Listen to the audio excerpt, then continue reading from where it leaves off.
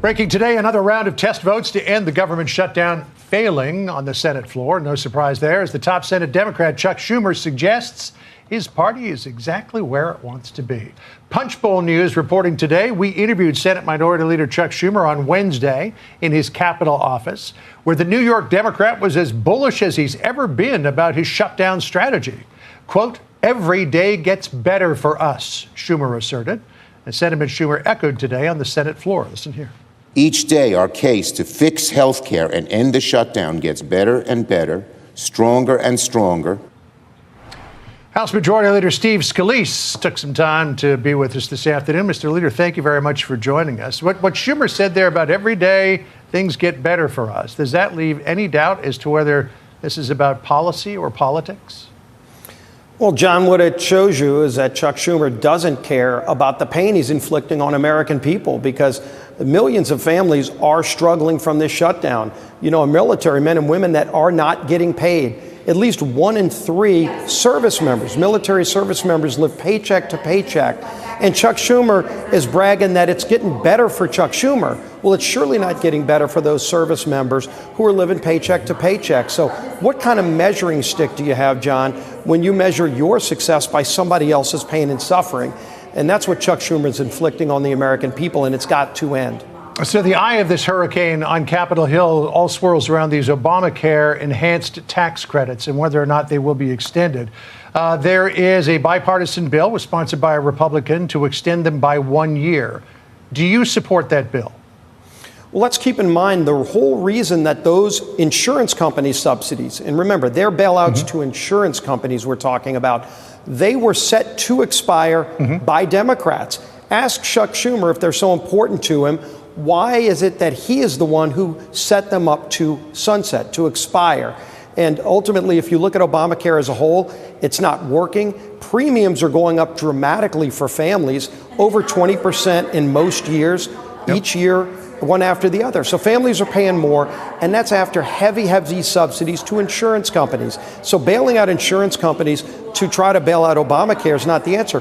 Why don't we focus on things like association health plans, health savings accounts, things that help families lower their premiums for health care?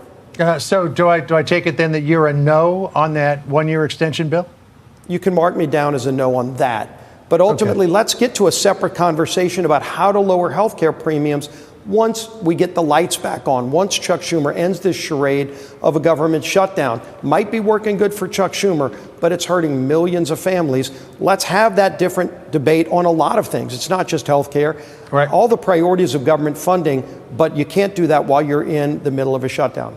All right, but on that particular point, Senator Jeanne Shaheen of New Hampshire makes the point that the insurance companies have a November 1st deadline where they set their rates, and that if you don't include this extension in the CR, that you don't have enough time to try to negotiate an extension between Republicans and Democrats before November the 1st. I know that they don't sunset until December the 31st, but she says that there is this urgent deadline of November the 1st. Is she right or wrong about that? Well, ask her why she then set that ticking time bomb. Again, it was Democrats who created the subsidies, and they said it was temporary for COVID. Remember, COVID is over. They set these up to be COVID-only temporary subsidies. In fact, if you look at the law that created it, it's literally titled temporary, and they set them up to expire. Democrats did. So they're expiring because Democrats set them to expire. And by the way, they're primarily insurance company subsidies. And even with those subsidies, premiums for families went up for health care. Obamacare costs for families still increased with the subsidies because Obamacare doesn't work. That's what we should be focused on fixing.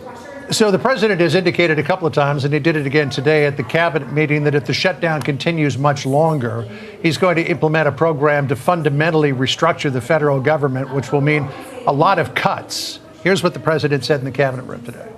The shutdown has been, pretty damaging. I mean, it's not yet because it's early, but it gets a little bit worse as it goes along. And we'll be making cuts that will be permanent. And we're only going to cut Democrat programs. So the Democrats are obviously howling about those cuts, but President Trump and Russ Vought have basically said, look, you've handed us this opportunity on a silver platter. Why wouldn't we take advantage of it? Well, in part of the law, by the way, that law, John, goes back to the 1800s that says if the government's in a shutdown, the president, whoever the president is, gets the authority and requirement to determine what gets funded and what doesn't. That's in the law. Chuck Schumer can end that today. If Chuck Schumer doesn't want the president to have that power, he can vote today to end the shutdown, and then that power comes back to Congress. But that's a law that goes back to the 1800s. Chuck Schumer's very familiar with it. He may have voted for that law. I don't know.